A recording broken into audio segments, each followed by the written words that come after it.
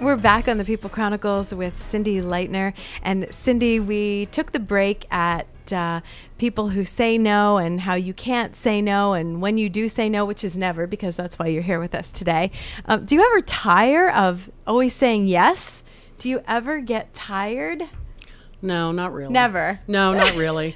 And that, I mean, of course I get something out of this too. And you get to feel good. I mean, at the end of the day, you need to make a difference. You need to leave a footprint, or at least I believe you need to leave a footprint. And I was up for an award, and I had to reach out to people and say, you know, can you say something nice about me? And nobody wants to actually do that and say, could you say something nice about me? But it was very rewarding to actually see what they had to say.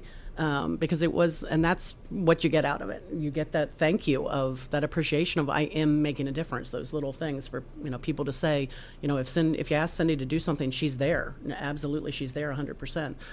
That's what you get back. That's what you get out of it. Never an overwhelming feeling? Of course there is. Okay. Of course there's days that's what that I are wanted to overwhelming. hear. There has to be. But it's those little things, Yeah. and that'll lead me into telling you a story that really does tell you why it feels good at the end. It does make a difference. I've sponsored children through Child Fund for 25 years, or maybe a few more than that. And it's been many children. They take from young at like 3 or 4, and you can sponsor them through the age of 18. So I've had 6 or 7 kids that I've taken that way. Did and someone I send money direct in. you to find At this out point, about this? At this point, honestly, I don't know. I don't know where I came up with it, but it used to be called Christian Children's Fund, and they've since renamed it Child Fund. And you can pick what country you want your child from. So I sponsored a little girl in Poland, which they'd have to interpret her letters because they send letters to you, so you know where your money's going and how it's helping them. I currently have a little boy in Africa. He just turned 18, so I'm trying to have those funds go to his family so that I can continue to support the family. But you don't have to have a lot of money. You know, give up your Starbucks for a week. You can pay that monthly fee. You know, it's like a $30 fee a month, but it helps them have things that we take for granted. The kids get health care. They get, you know, in Africa anyway, they get malaria. So it gives them mosquito nets. It gives them drinking water, school uniforms. So it's the basic stuff that we kind of take for granted, and that allows them and their whole family. If you sponsor one child, that sponsors the family. So I've been doing that for years, and he turned, since he was about 5, and he turned 18 recently. But a few years ago, I believe the little girl's 5 now, they sent me a letter. We'll get to that. Okay. They sent me a letter that they were having a child, and that they so appreciated my monetary contribution, because I send a lot of extra money too when I have it for birthdays and Christmas, and they use it for like a small workshop that they have to survive, for food, for clothing. But they named their little girl my whole name. So her name is Cindy L. Lightner. So if you think your good doesn't help, you know, and you think you're not going to have a story to tell, you got a story to tell. There's a little girl in Africa named after me, you know, my full name. That is her name. My middle initial, because they don't really understand the United States way of naming. So there's a little Cindy L. Lightner in Africa that's named after me. That is neat. And that's their thank you to me. You know, they were very proud to tell me, we named our daughter after you. So those are the moments you do things for. Those are the moments that, you know, you just keep pushing forward, whether you're tired and want to fall into bed at the end of the night or not. You just do it. Do you ever want to meet them, or wonder if they'll seek you out to find out who? I hope so. Okay. I mean, I hope that happens. I've tried, for privacy reasons, they really cut that off at 18. So you're not able to really know their personal information, and everything's channeled through, so you don't have addresses and things. So you have to really hope that one day that child will reach out to you. You know, so you try and sneakily get those in there in letters that, hey, don't forget, I'm in Pennsylvania and I'm in the United States. So it hasn't happened yet, but I'm hopeful that it will. I know the little girl that I sponsored in Poland, her goal was to be a doctor. So I'm hoping one day she will be that doctor, and she'll have the resources to reach out to me, because I'd love to know where they're at this point. But those are the thank yous. The thank yous are what keep you going. If you're not getting, I believe, if you're not getting thanked at least once a day from someone, then you're not doing enough. Even if it's holding a door for somebody, or an elderly person, or picking something up, or if somebody's not saying thank you, then you're not reaching out enough. And it can just be moments in your day. Right. That's just a great story. Now, from what you have done, have you ever shared that with someone and they picked up on it, and now they have children that they're helping out? Is it I have. a domino effect? Yeah, it is a domino okay. effect. Several of my friends are now sponsor children too. And like what I said about Hope Cuts, we get a lot of people that help me, people that I know that I only know through work and networking, volunteer at our event. They donate things. Everybody, we don't spend any money to put it off. Everything's donated by time and energy. And there's volunteers that run our games and do our events that they're taking the time out of their day just to come and help me because I've asked them to, and they're doing it. And I love making those connections. I love being somewhere, and we were at Olivet Boys and Girls Club, and they mentioned that they needed a plumber, and it was just in passing that it would work so much better if they had a plumber. And I was barely out the door and calling a plumber friend saying, "Hey, you got to help them."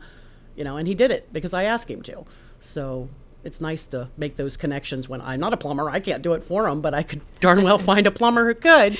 You know what I'm seeing here is that if you were to ask me to do something, I don't think that I would be able to say no to you, knowing how much you do for everyone else. So maybe when people see that you do so much for others and you ask for favors in return, it's really easy for people to come across as, giving the answer, yes, not a problem.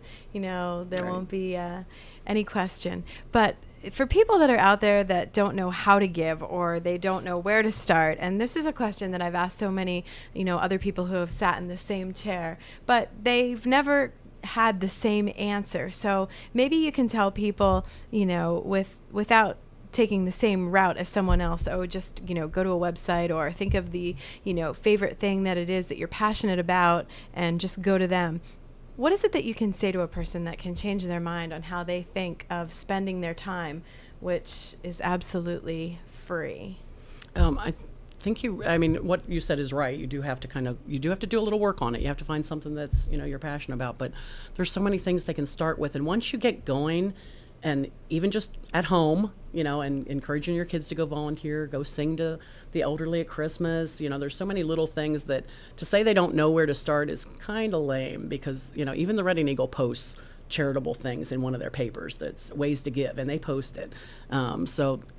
There really are so many things you can do. If you start small, take your kids Christmas caroling and sing for someone, like I say, help the elderly and sing to them in a home, serve soup, go down to the Burke's food bank and pack food. It really doesn't take a whole lot and once you get started, you'll keep finding more things. It's contagious because like minds hang out with like minds. So when you're there with those other 10 people packing food at the food bank, you're going to hear like, oh, I didn't know about that. That's a cool event. Let's do that. Oh, well, you participate in Relay for Life. Okay, that's cool. Somebody told me about a cancer study recently, and I thought, well, why not? Why wouldn't I do that? I've never had cancer. I dedicate towards breast cancer for Hope Cuts anyway. So I'm participating in a cancer study at the hospital, and it was really nice to walk in and see, a couple other 100 people doing the same thing. And you'll take studies for the rest of your life every few years.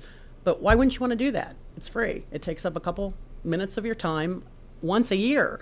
But once you start and once you get those kudos and those thank yous and you realize that you really are making mankind and your world around you just a teeny tiny bit better, that's really actually why I agreed to come today to talk, was because I thought if one person I don't know, Cindy, you're throwing that out there a lot. Yes, you're right. One person does one thing, the whole pay it forward really will work. It does, absolutely. And I keep it in the forefront of my head all the time. I have a poem that I hold that sits right in front of my face at work, so I have to read it every single day, and it just kind of reminds me, like, do something good, do something good. Well, I wanted to say that you're in management, you're a mother, you're a wife, and you do so much in the community for so many other people, and you're saying that you don't tire from this.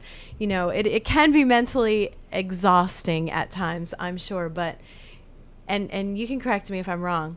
You're always thinking of that next thing that you can do. Am I right? Oh, you are. Yeah, you absolutely are. You're always thinking, what can thinking, I do next? Well, what can I do next? It's just with Hope Cuts, we add more things on because we want to raise more money. The end goal is not just to have a pleasant day and have fun at work, but the end goal is raise more money. So instead of 300, we want 20,000, and in the end, you want to cure cancer. Right. So, I said that to Harry, the guy that I know from City of Hope, over the weekend. I said that to him, like, why do you do what you do? Because he's in the charitable realm, so he spends all his time doing that. And he said, well, because one day I want to cure cancer. So it doesn't matter how tired I am, because one day we're going to cure cancer, right. And I'll know I had a piece of it. I'll leave this world knowing I made a difference and I left a footprint.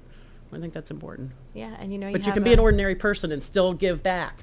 Don't use those excuses of, well, I don't have time. Everybody's got problems. Everybody's woe is me. And it's hard to not get that negativity and let it sink into you, to stay positive that things will come back to you and your life will be much better if you don't play into that negativity of, oh, I don't have enough money to give back, or I don't have enough time. Everybody can find a few minutes a day to do something nice for someone. We're going to help you cross the finish line today with this broadcast, and you're going to read us that poem that maybe it will touch someone else. All right, so go ahead. And I don't know where I came from. I cut it out of somewhere, sometime, but it resonated with me, and I try and remember it. So it's just remember this. Be good, but not too good. A little naughty, but not too naughty. Say a prayer if you feel that way. Say damn if it gives you consolation. Be kind to the world always, if possible. Yet if you must be unkind, smash right and left, get it over with and forget it. Smile, always smile. Have a smile ready, even though sometimes it hurts. Grab all the happiness you can, wherever and whenever you can. Don't let even a wee bit slip past you. Live above all things, live. Sorry. It's okay. Don't simply exist. If you're blessed enough to know what real love is, love with all your heart, soul, and body. Live your life so that in any hour you will be able to shake hands with yourself and try and accomplish at least one worthwhile thing every day. Then when your nights come, you'll be able to pull up the covers and say to yourself, I've done my best. Perfect. And you have. And we love you for doing what you do. Thank you. And I knew I'd be emotional. It never You're fails. allowed to be.